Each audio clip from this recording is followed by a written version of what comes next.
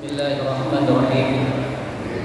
Assalamualaikum warahmatullahi wabarakatuh.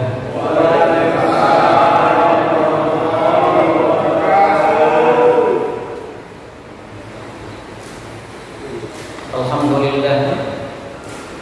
Alhamdulillahilladzi arsala rasulahu bil huda wa dinil haqq liyudhhirahu 'ala ad-dini kullihi wa kafaa billahi shahida. Asyhadu an la ilaha illallah wahdahu la syarika lahu wa asyhadu anna Muhammadan 'abduhu wa rasuluhu alladzi jaa'a bil huda. Allahumma shalli wa sallim ala habibina wa syafi'ina Muhammadin wa ala alihi wa ashabihi wa man tabi'ahum bi ihsan ila yaumil qiyamah. Amma ba'du, faqad qala ta'ala fil Qur'anil Karim. A'udzu billahi minasy syaithanir rajim. Wa in ta'adzana rabbukum la in syakartum la azidannakum wa la in kafartum inna 'adzabi lasyadid. Wa qala Rasulullah sallallahu alaihi wasallam, khairukum man ta'allama al-Qur'ana wa 'allama. Sadaqallah wa sadaqa Rasul. Mukarramun, para asatidz, para sesepuh, para tokoh masyarakat, seluruh pengurus mushola Al-Istiqomah, Alfiyah Al-Istiqomah yang saya hormati, saya muliakan, bapak-bapak jamaah salat maghrib yang semoga senantiasa mendapatkan rahmat, maghfirah serta ridha Allah Subhanahu wa taala. Alhamdulillah, pada malam ini insyaallah kita akan kembali duduk bersama di rumah Allah Subhanahu wa taala, membahas ayat-ayat Allah Subhanahu wa taala. Kemudian kita niat untuk mengamalkannya dan menyampaikannya lagi kepada orang lain, sehingga Allah lebih senang lagi kepada kita, cinta lagi kepada kita, dan Allah akan memberikan keberkahan, akan memberikan rahmat, bahkan ridhonya kepada kita. Insyaallah malam ini kita akan membahas seputar bersyukur atas nikmat kemerdekaan. Karena ini biar ada momennya, kita masih memperingati hari kemerdekaan kita, bangsa Indonesia yang ke-78. Bapak jemaah sekalian rahimakumullah, kemerdekaan itu secara bahasa adalah kebebasan. Kita bebas di kaki sendiri, bebas menentukan nasib sendiri, tidak didikte, tidak dikontrol, tidak ditekan oleh bangsa lain. Kalau pribadi oleh orang lain, kalau bangsa mungkin oleh bangsa lain, kalau negara mungkin oleh negara lain. Adapun kemerdekaan yang sesungguhnya adalah apa yang dikatakan oleh ulama, al-ubudiyah lillahi hi haqiqatul hurriyah. Menjadi hamba Allah adalah kemerdekaan yang hakiki. Ketika diri kita ini hanya menjadi hamba Allah semata. Iyyaka na'budu wa iyyaka nasta'in. Hanya kepadamu ya Allah kami menyembah, kami beribadah, dan hanya kepadamu ya Allah kami mohon pertolongan. Kita tidak menjadi hamba dari nafsu kita sendiri, tidak menjadi hamba dari jabatan kita, tidak menjadi hamba dari syaitan, tidak menjadi hamba dari harta kita, kita hanya menjadi hamba Allah. Itulah hakikat kemerdekaan yang sesungguhnya. Simbolnya adalah kalimat tauhid, la ilaha illallah. Tidak ada Tuhan yang berhak disembah, yang berhak dicintai, yang berhak ditunduki illallah, melainkan Allah.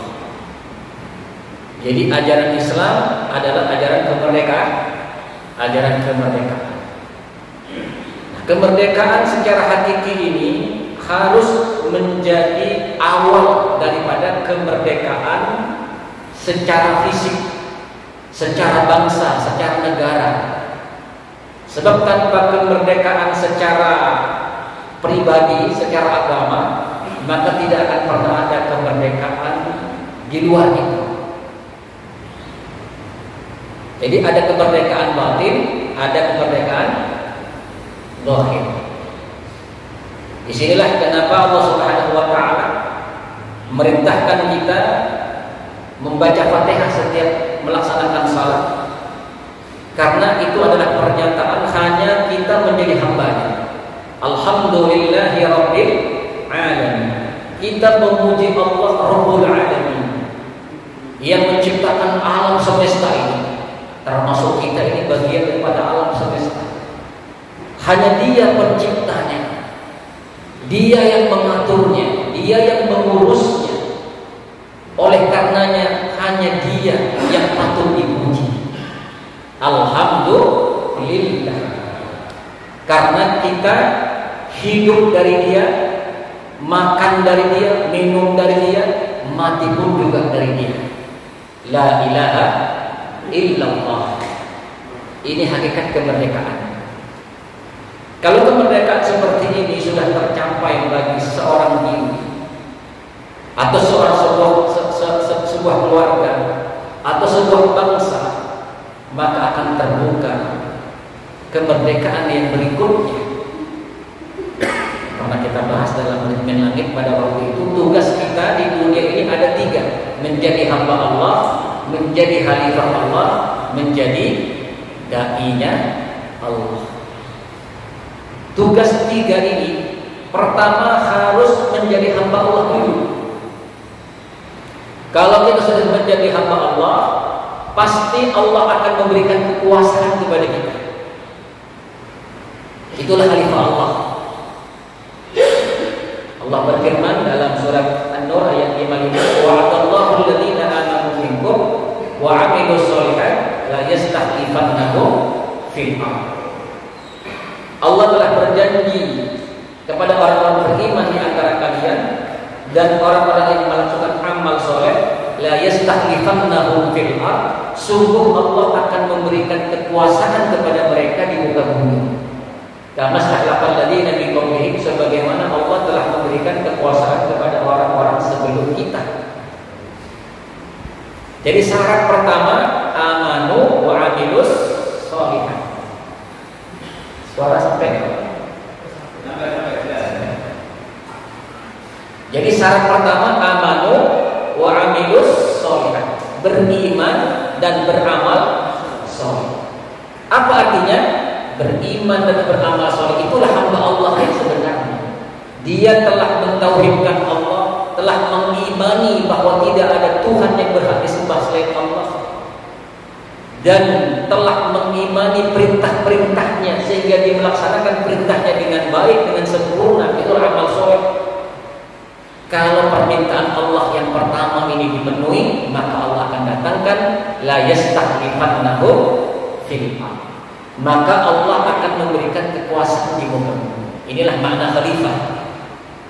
Jadi syarat pertama menjadi hamba Allah, baru menjadi khalifah Allah.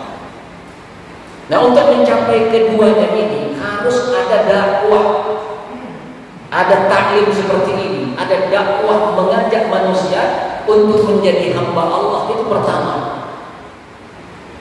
Nah, inilah Bapak-Ibu sekalian, kita akan belajar dari sirah. Bagaimana Rasulullah SAW memerintahkan kepada para sahabatnya agar mereka berjuang bersama Rasulullah tentang iman dulu. Karena ayat-ayat yang turun dari langit adalah ayat-ayat iman.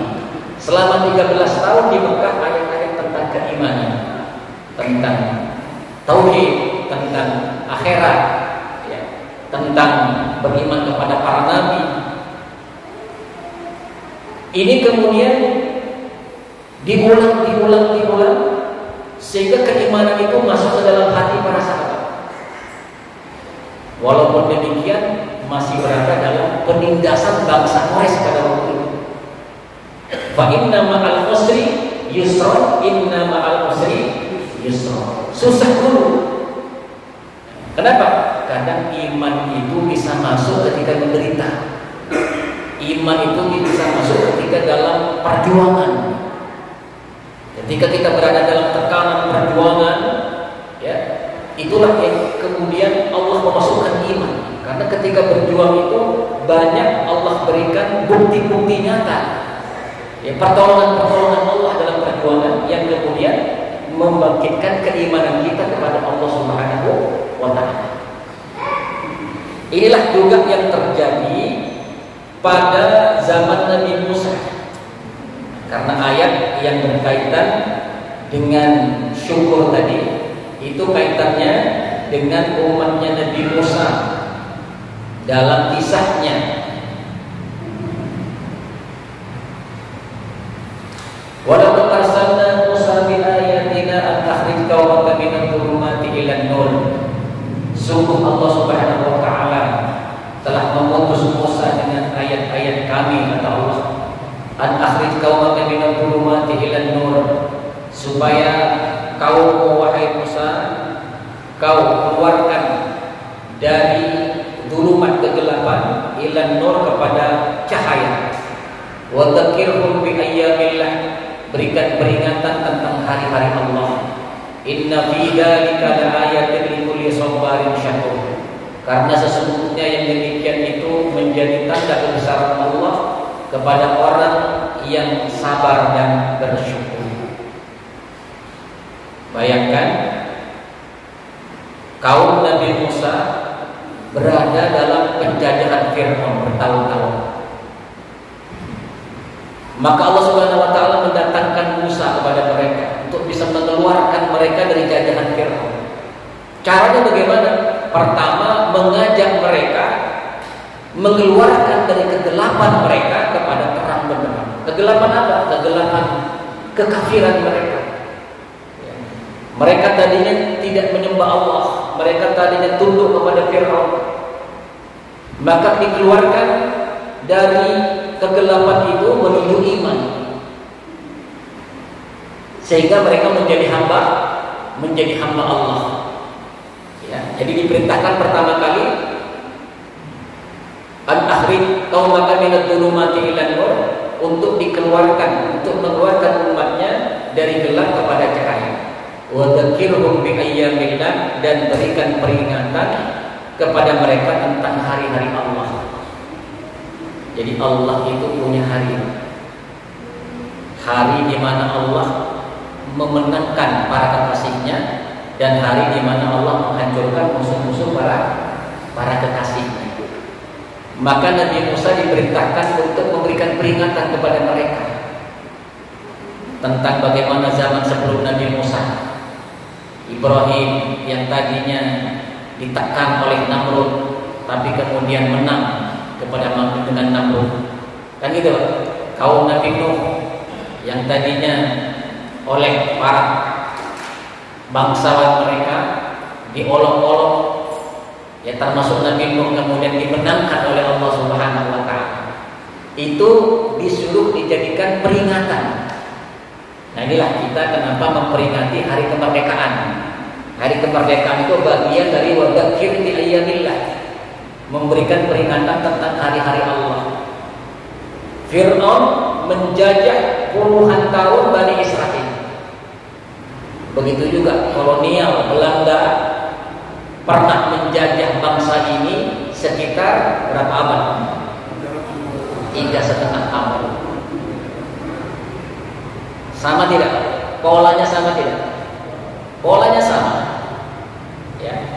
Maka para ulama dari zaman ke zaman bangsa ini, ya, dari sejak Raden Patah, ya, Fatahillah, ya, kemudian ada Sultan Hasanuddin, kemudian pejuang-pejuang kayak Imam Bonjol, Pangeran Diponegoro. Pada zamannya mereka telah mendidik bangsanya, mendidik kaumnya pada saat itu, an akhrij qaumaka minadh dhulumati ilan nur, ya? Mengajak mereka untuk keluar dari kegelapan menuju kepada cahaya. Mereka diajak untuk beribadah, mengimani hanya Allah semata. Kemudian mereka berangkat ke medan perang. Ya, berangkat ke medan perang.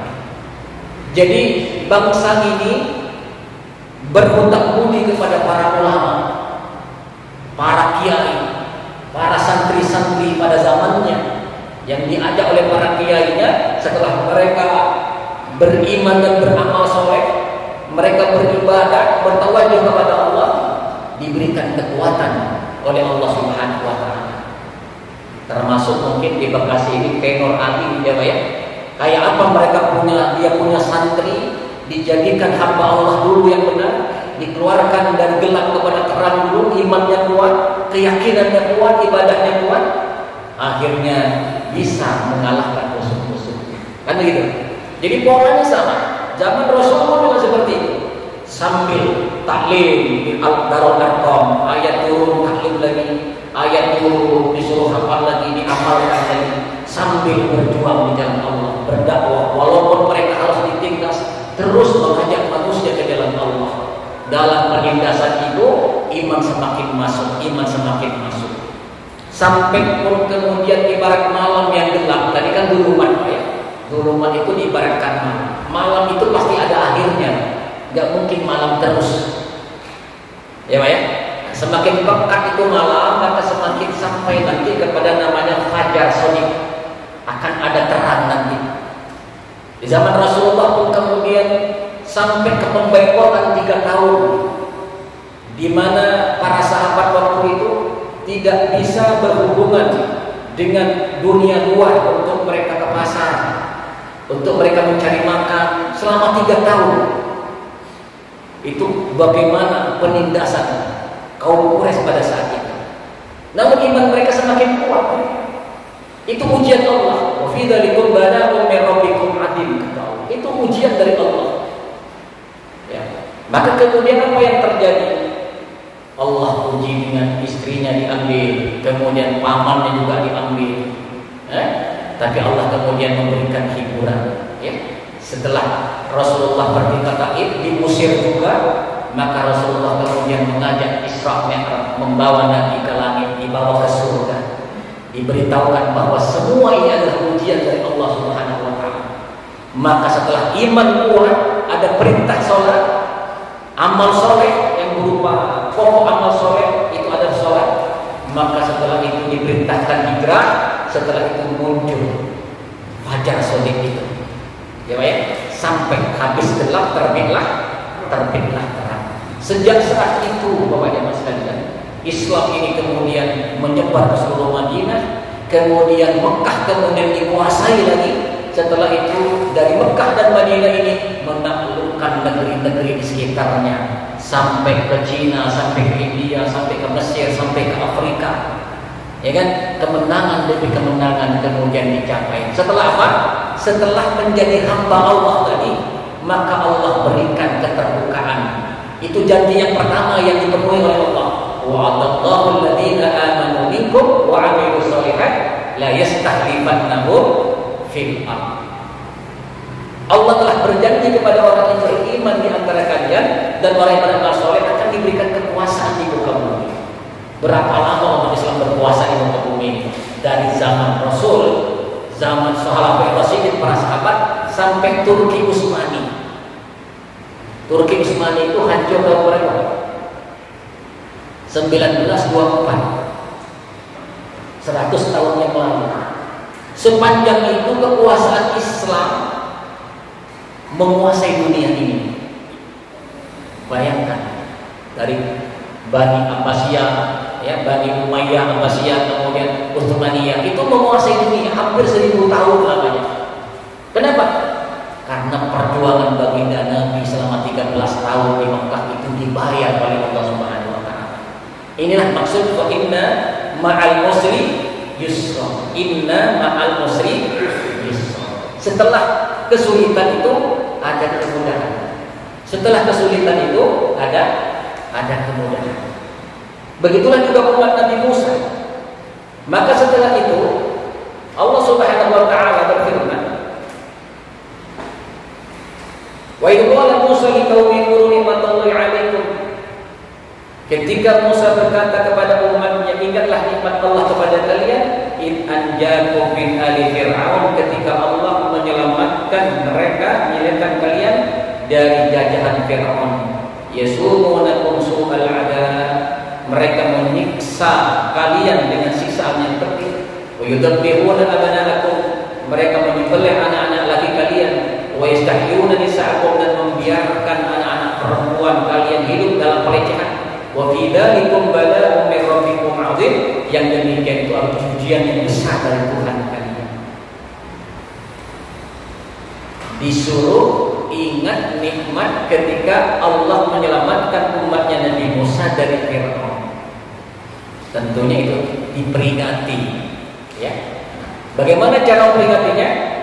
Wa in ta'addana rabbukum la in syakartum la azidannakum wa la in kafartum inna adzabi lasyadid.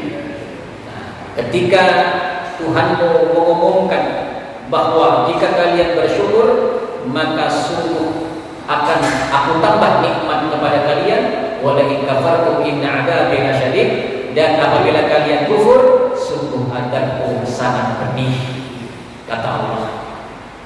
Jadi ayat yang Bapak hafal, lain syakartum ini kaitannya dengan bagaimana Nabi Musa memerintahkan umatnya untuk mengingat nikmat itu dengan bersyukur.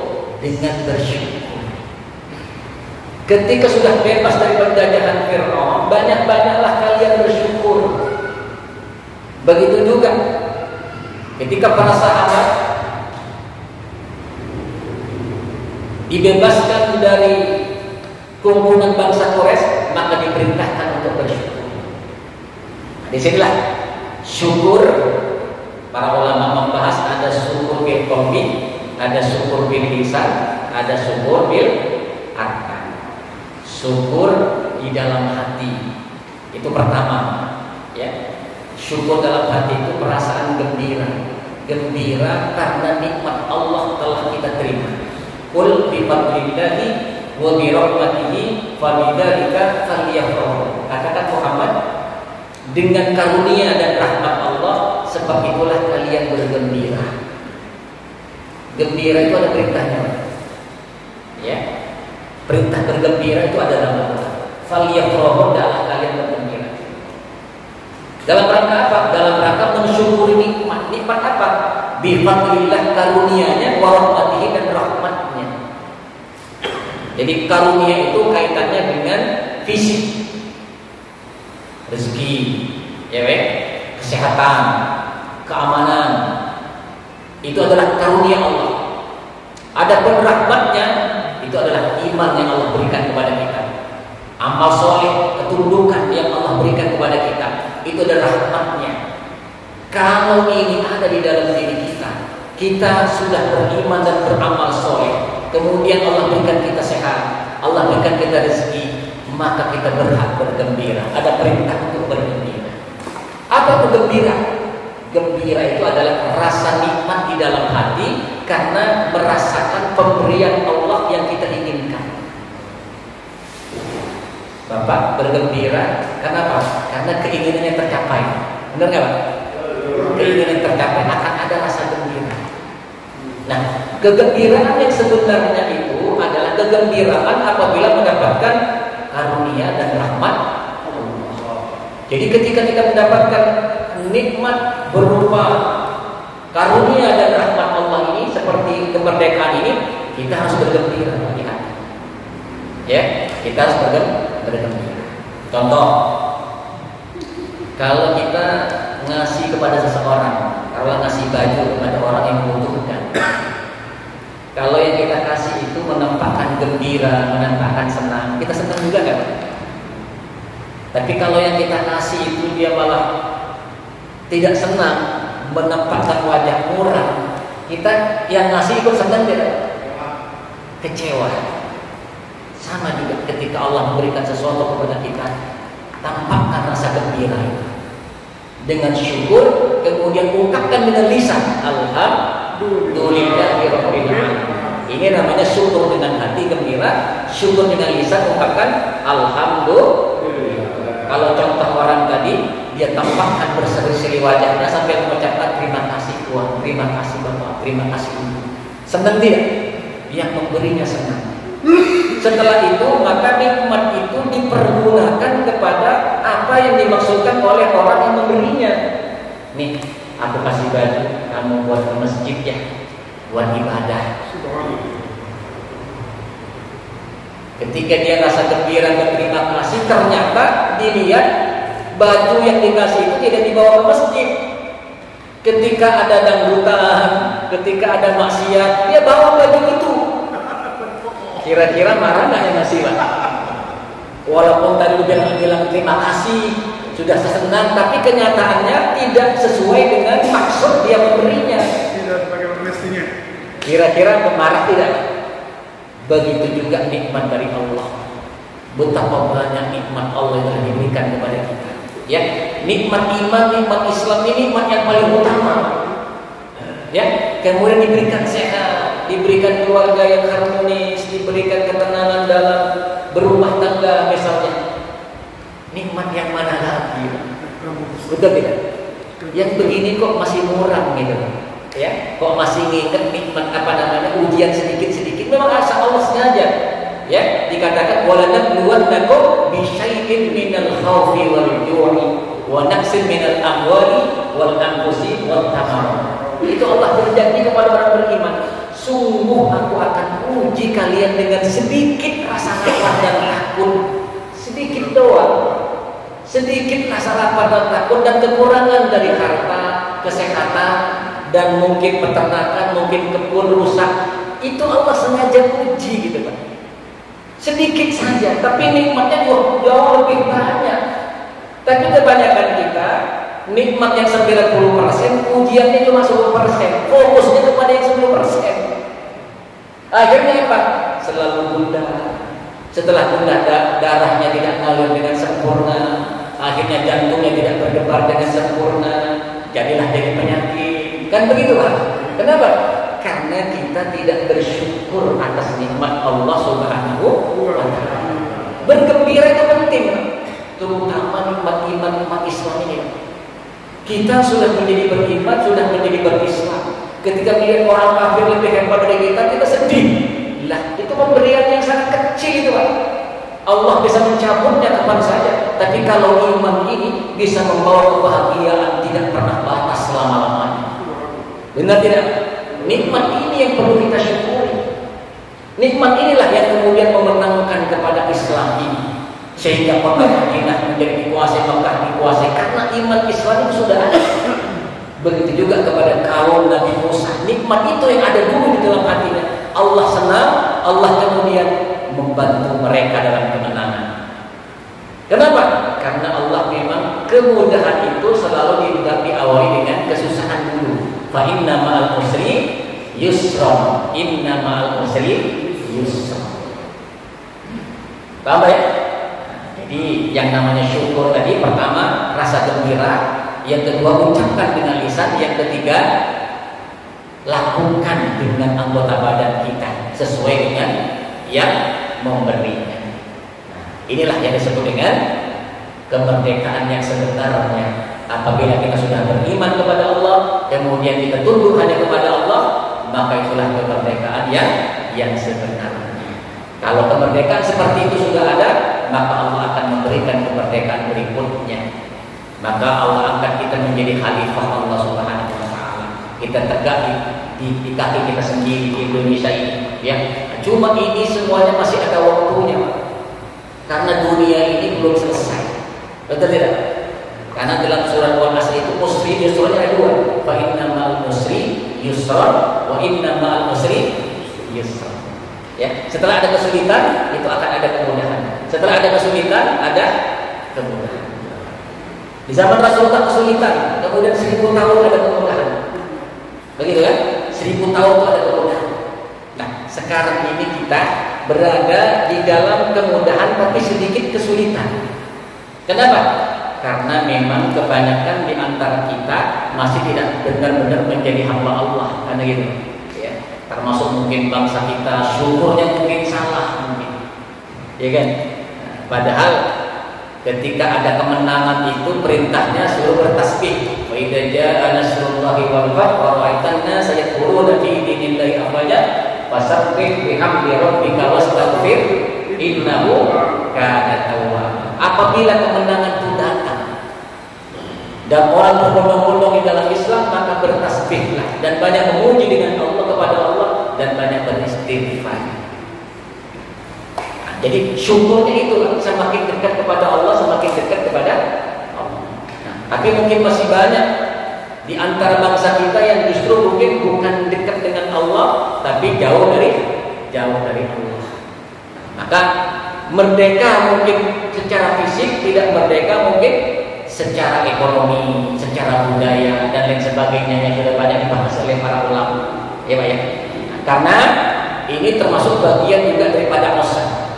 Nah, akan tetapi Islam ini akan muncul lagi di akhir zaman. Fa inna ma'al usri yusron wa inna ma'al usri yusron. Akan ada nanti yusron kedua, ya, di mana Islam ini nanti akan dimenangkan dengan bangsa-bangsa yang lain. Saat ini Islam dalam kesulitan berada dalam hubungan kekuasaan orang-orang Yahudi yang namanya eliminasi. Kalau bahasa sekarang dikatakan globalis internasional, ya Pak ya. Sehingga bangsa-bangsa termasuk kita nih didera dengan hutang, benar tidak? Setiap anak yang lahir sudah nanggung hutang, kapan bisa membayar hutang? Itu kan penjajahan baru namanya, betul tidak? Nah, ini perlu umat ini dikuatkan lagi imannya, dikuatkan lagi ibadahnya. Kenapa? Karena satu saat Allah akan membuka itu semua, akan lepas dari kekuasaan itu semua. Nah, sekarang ini kan siapa yang akan menguasai dunia yang akan datang, yang akan menjadi khalifah ini kira-kira kan gitu. Sekarang ada kekuatan Cina, ya kan? Ada kekuatan Barat Eropa, ada globalis internasional Yahudinya, ya. Kemudian harapan keempatnya adalah kekuatan Islam. Nah, ini sudah ujung zaman ini. Ada janji Allah di ujung zaman itu, fa inna ma'al usri yusra. Inna ma'al usri yusra. Maka pendidikan semacam ini, Pak, taklim seperti ini, ya. Di setiap masjid ada taklim, di setiap masjid ada taklim, bahkan kemudian anak-anak kita di pesantren itu memupuk kekuatan iman kita, di mana kita nanti semuanya akan sampai kepada kekuatan Islam yang sebenarnya. Sebagaimana Allah telah membuka orang-orang sebelum kalian, sebelum kita kepada kemenangan itu. Paham ya? Nah, di mana Islam ini nanti akan memimpin dunia. Nggak boleh jadi dulu yang namanya Bilal bin Rabah diinjek-injek oleh majikannya, benar kan? Satu saat kemudian Bilal bin Rabah itu menjadi gubernur. Ya, orang-orang yang tadi disiksa itu menjadi gubernur, menjadi penguasa.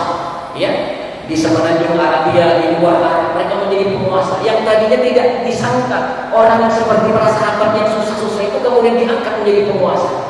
Kenapa? Karena janji Allah kepada orang beriman. Nah, model-model kayak kita nih, anak-anak kita kirim ke pesantren menjadi hafiz Al-Quran, menjadi orang yang jangan-jangan mereka jadi panglima Islam nanti dari sana. Allah pilih mereka kekuatan. Kenapa? Musuh kita adalah musuh global yang selama ini memang sudah memupuk kita, dan itu nanti akan dilepaskan oleh Allah. La yastaghfirunahum fil janji Allah, kata Ibnu Katsir, janji Allah ini akan datang kapanpun apabila syarat iman dan amal soleh itu datang kepada umat ini, maka Allah akan berikan kekuasaan di muka bumi. Nah, cuma kita jangan kemudian mengklaim kelompok kita, jangan, karena memang di akhir zaman nanti musuhnya sudah global. Kalau kemudian sekarang ini ada kelompok ini, itu sama seperti saya menggambarkan Pak ya, seperti kita ini punya mobil mogok. Sekarang mobil Islamnya lagi mogok, benar tidak? Nah, ini yang sekarang mobilnya mobil ini supaya dihidupkan lagi, supaya bisa aktif lagi. Maka ada kelompok yang menggunakan bannya, ada kelompok yang menggunakan pintunya, ada kelompok yang menggunakan mesinnya, ada kelompok masing-masing itu punya ketua, punya amir. Muhammadiyah ada ketua Muhammadiyahnya, NU ada kemudian pergerakan ada amirnya, tapi itu jangan mengaku saya terbaik. Mereka itu hanya menjadi amir dari kelompok yang membenarkan onderdil mobil yang lagi mogok itu. Paham gak? Islamnya sekarang lagi mogok. Kalau kita kemudian memperbaiki kayak sekarang ini, kita ini memperbaiki apa? Mungkin kita memperbaiki mesinnya, iman kita, ibadah kita, anak-anak kita, itu memperbaiki semua onderdil di dalam mobil yang mogok itu. Kalau mobil itu sudah benar, Pak, sudah bisa, maka akan datang sopirnya. Siapa sopirnya, Pak? Di akhir zaman yang akan membawa kemenangan. Namanya sama dengan namanya Nabi Muhammad, nama bapaknya sama dengan bapaknya Nabi Muhammad. Pernah mendengar hadisnya? Itu disebut dengan Imam Mahdi, imam yang akan yang sudah kita tunggu datang. Itulah sopir yang sebenarnya. Kepada kepada dia kita nanti akan berbaikan. Ketika Nabi Isa kemudian turun untuk membantunya, ya, Nabi Isa nanti turun, ya, kemudian Imam Mahdi bergabung juga dengan Nabi Isa, kemudian Yahudi yang sekarang ini memiliki kekuatan globalis yang memunculkan Dajjal pada akhirnya, itu nanti akan dikalahkan oleh sopir kita, ya. Sopir kita siapa? Imam Al-Mahdi. Nah, mungkin Nabi Musa ini, Nabi Isa ibaratkan kenik jalan, ya kan? Ibaratkan keniknya. Itulah kemenangan yang sebenarnya nanti. Setelah itu datang kiamat. Ingat, umur umat Islam ini katanya tidak mungkin lebih dari 1500 Hijriah. Kita akan mati bersama-sama ketika angin lembut datang dari arah Yaman. Semua umat Islam akan meninggal dunia. Ya, setelah matahari terbit dari barat, kemudian ada binatang bumi keluar menandai kaki kafir ini muslim. Setelah itu ada angin lembut dari arah zaman, maka semua yang beriman meninggal dunia pada saat itu. Dan itu disebut dengan umur umat Islam sampai di situ. Itu tidak mungkin lebih dari 1500 Hijriah. Sekarang sudah 1445. Berapa tahun? 55 tahun lagi. Nah, selama 55 tahun inilah perjuangan kita, anak-anak kita yang akan kita persiapkan untuk masuk ke dalam kancah peperangan, melawan Yahudi, melawan kekuatan-kekuatan di luar Islam. Itu ada hadisnya nggak, Pak? Ya kan? Ada hadisnya di akhir zaman. Maka sudah saatnya kita saat ini punya anak disiapkan untuk itu. Kalau kita mungkin umur kita 3 tahun lagi, 5 tahun lagi mungkin sudah menghadap Allah. Tapi anak-anak kita harus disiapkan iman, Pak. Dan ini harus diberitahukan bahwa kita akan ada kemenangan. Jangan inferior, jangan kita bagaimana kita dikalahkan.